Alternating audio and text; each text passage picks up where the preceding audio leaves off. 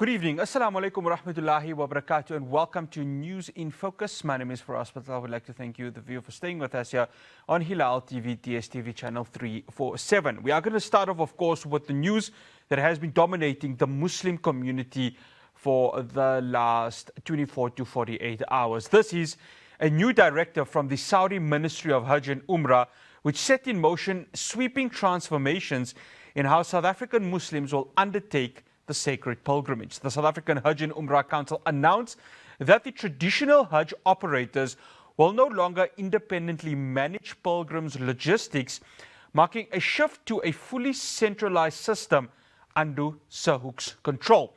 To break this down with me, I'd like to welcome the president of SAHUC, no stranger to us here at Hilaal TV, Moaaz. Casoo, Moaaz, always a pleasure having you on. Assalamu alaikum wa rahmatullahi wa barakatuh.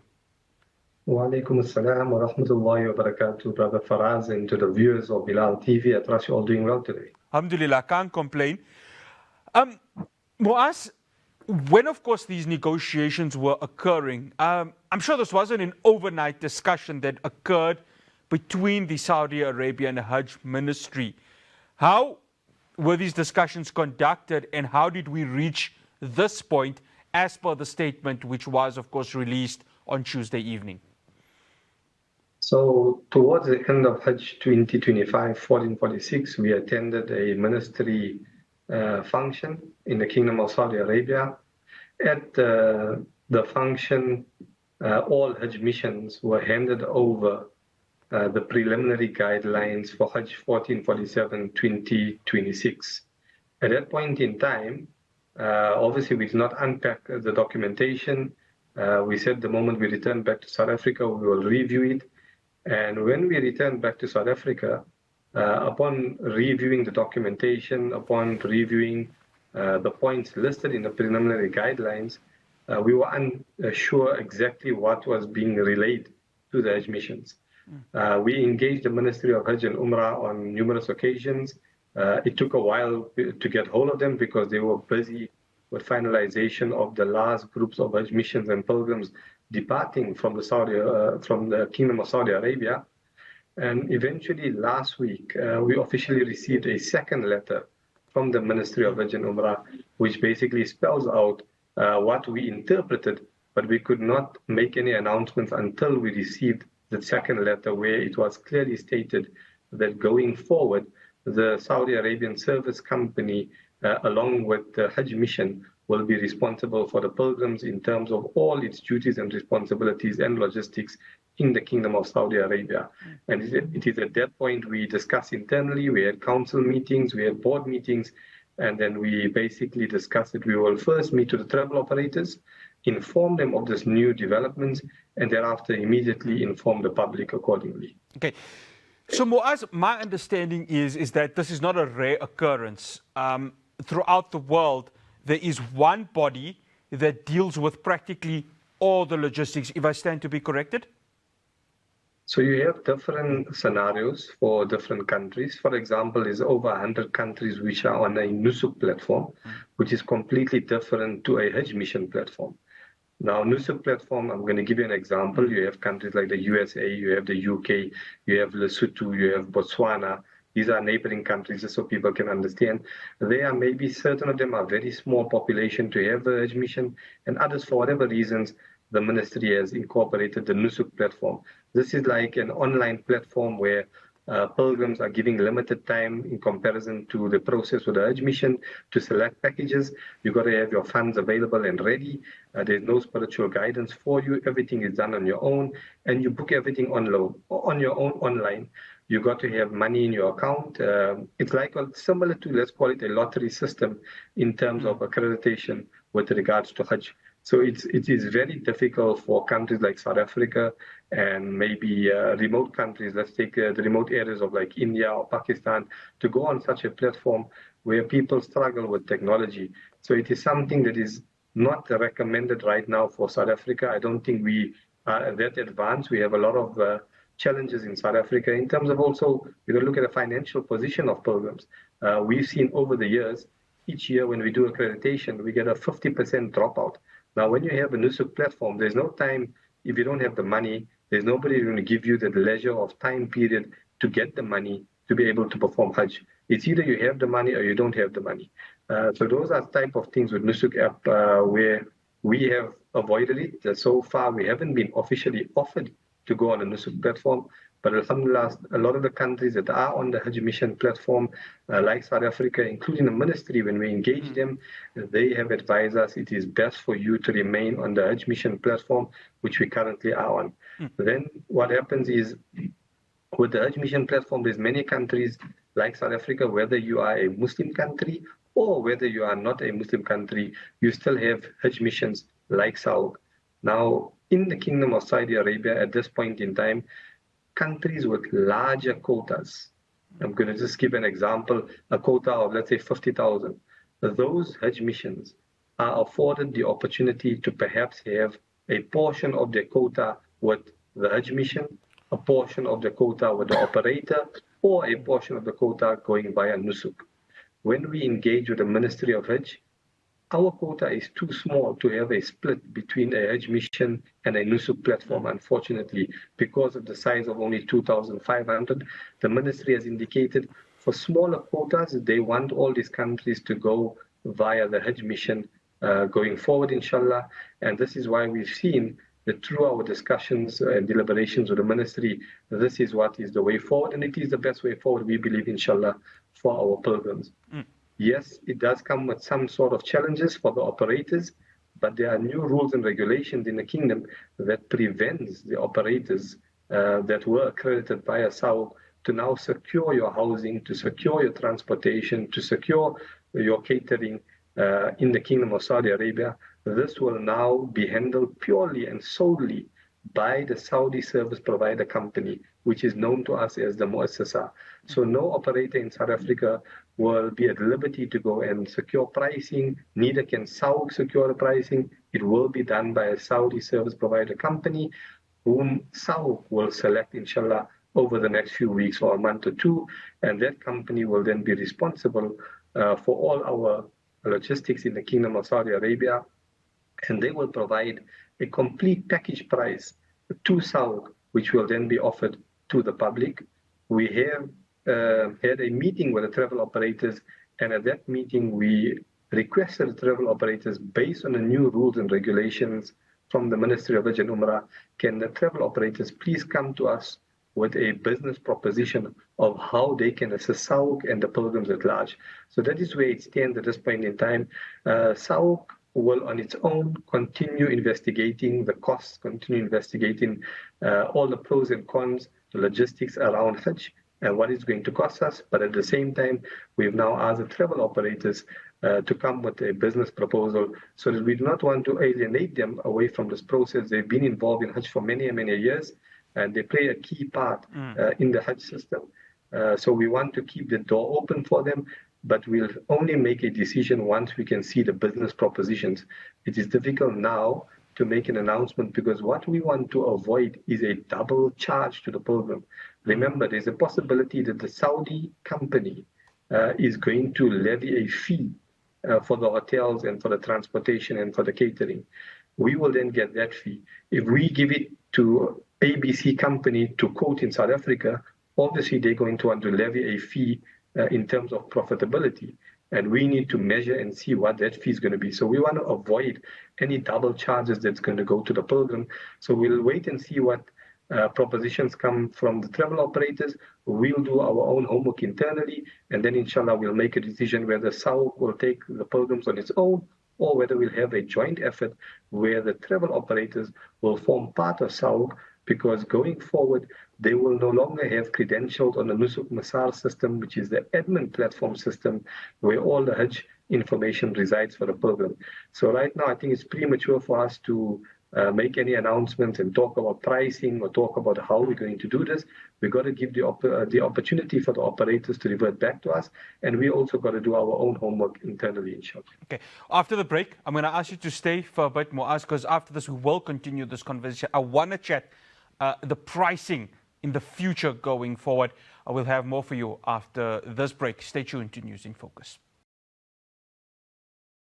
Welcome back to News in Focus. I'm still in conversation with the President of the South African Hajj and Umrah Council, Moaaz Casoo. Again, Jazakallah for staying with us, Moaaz. So Moaaz, of course, you've mentioned it. There's no guarantee that there will be lower costs for, of course, performing Hajj. But if I were to come to you in 5 years' time, Moaaz, what is the guarantee? What are the chances that the pricing that, of course, has been kept for this year and, of course, years before could become lower? Are we in a position to discuss that at this moment? At this point in time, the answer would be no, to be quite honest with you. We haven't yet selected a service provider for South Africa. We're not too sure whether we will remain with the same service provider that looked after South Africa this past year. They provided excellent service, but now that the rules and regulations have changed in the Kingdom of Saudi Arabia, we will negotiate with various service providers to see what offer they have for our pilgrims and what benefit they have for our pilgrims. In the past, our key focus was the 5 days of Hajj and the Tanazzul and the ministry costs. Now going forward, there are various other factors we need to account for, like your accommodation in Medina, accommodation in Mecca, your transportation, your catering, the Azizia housing. So all of these need to be taken into consideration when we now engage with potentially new service provider for South Africa. And when we go into those discussions, we're going to then determine exactly if the service provider is going to levy a fee, a markup, how are they going to operate, and based on those discussions, we will be able to determine the affordability of the packages. We ourselves intend to go to the Kingdom of Saudi Arabia as SAHUC to meet with the hotels, to meet with the service providers, and engage and negotiate to possibly get the best deals for our pilgrims, inshallah. The key thing, what we've noticed from last year, is a lot of the service providers, when you sign long-term contracts with them, for example, a 3-year contract, then you find the pricing to be a lot more lucrative and a lot more cheaper. So that is something we're going to look forward to when we discuss with the various service providers that we are already engaging with. We just haven't yet had a formal meeting with them, which is going to be planned over the next week or two, inshallah. So we are working behind the scenes tirelessly to ensure that when we do negotiate, we're going to try and get the best possible pricing for South African pilgrims, because we understand the challenge that we face as South Africa. And the biggest challenge is our weak rand. So for example, if we can secure a hotel room for 1,000 riyals a night, unfortunately, that is going to cost you, without any profit, 5,000 rand. And that is enormous, just for one night's sleep. So people need to bear this in mind. When we negotiate, we're also going to try and look for hotels that are not the most premium hotels, because that's where larger of the costs resides. Unfortunately, a lot of South Africans want to stay in 5-6-star hotels, but when you put the pricing forward, then everybody complains about the pricing. Another example is take the 5 days of Hajj. This past Hajj season, we've seen so many countries showcasing lavish lives in Mina and Arafat. Beautiful services provided, greenery, plants, buffet, couches, mattresses, sofas, all the wonderful things one could wish for and dream for. We were seeing on social media. A lot of South Africans ask us, SAHUC, why don't you provide this for us? Wallahi, I take an oath on Allah, we can provide it for you. Do you want to know what that costs? Nothing under 70 to 80,000 rand just for the 5 days per person. And if the South Africans have that money, we'll provide that service because the Saudi service provider is willing to do it. We told them, unfortunately, majority of our pilgrims cannot afford the complete package of 80, 90,000 rand per person. Where are they going to spend that money just for the 5 days of Hajj? Sure. So one needs to be cognizant of these things. You know, it doesn't mean you see all this lavish on social media, and it is there in reality. I've personally seen it myself. But we need to look at the majority of South Africans who can't afford Hajj. And it's because of the weak rand, it's become very, very expensive. Moaaz, I have to stop you there. There is another question I have to bring in, and I agree with you. Not all that glitters is actual gold. Moaaz, I received something yesterday from We Hajj Watch, and we were speaking about this obviously before we started this interview. Of course, they had a go at SAHUC. I don't want to get into that, but they've, of course, announced that the Nusuk app is ready. I just want to get your take on this because I'm sure SAHUC has a different take to what We Hajj Watch has mentioned. Okay, so that's a very good question. And I think we need to enlighten the public. Nusuk app, as everybody knows it, is when we go for Umrah or you go for Hajj, you want to book your Roda booking, you want to book your Umrah trip, you want to see your Qibla, your Salah times, emergency numbers, contacts, directions. Every pilgrim that goes to the Kingdom of Saudi Arabia will download the Nusuk app and keep it on his or her phone. That's number one, Nusuk app. Then you have the Nusuk app for countries that purchase their Hajj packages. There's over 100 countries in this category. South Africa is not part of this 100 odd countries at this point in time. So that is a different platform. And unfortunately and fortunately, South Africa is not on that platform. Then the third Nusuk is called Nusuk Masar system, and that is the admin tool platform that all Hajj missions utilize for all the pilgrims that are going for Hajj under the Hajj mission. And that is where we keep all your accommodation, all your 5 days of Hajj, your visas are issued from that platform, all the payments are done on that platform. So those are the 3 different types of Nusuks. So when people hear of Nusuk, don't be alarmed. It does not mean we as South Africa are going on a Nusuk platform.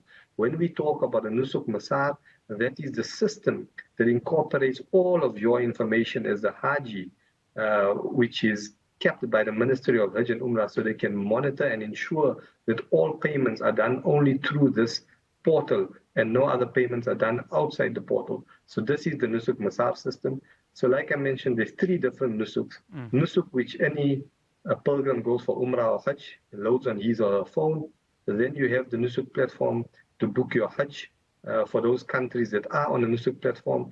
And then you have the Nusuk Masar platform, which is purely an admin platform for all Hajj missions.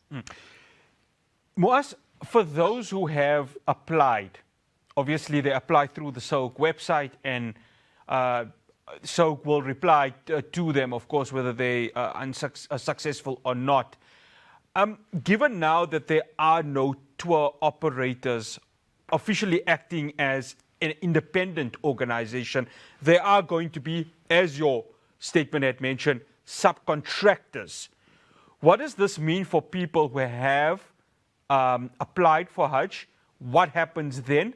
And of course, will they immediately kick in as part of this new revised system that the Saudi Ministry of Hajj and of course yourselves have agreed upon?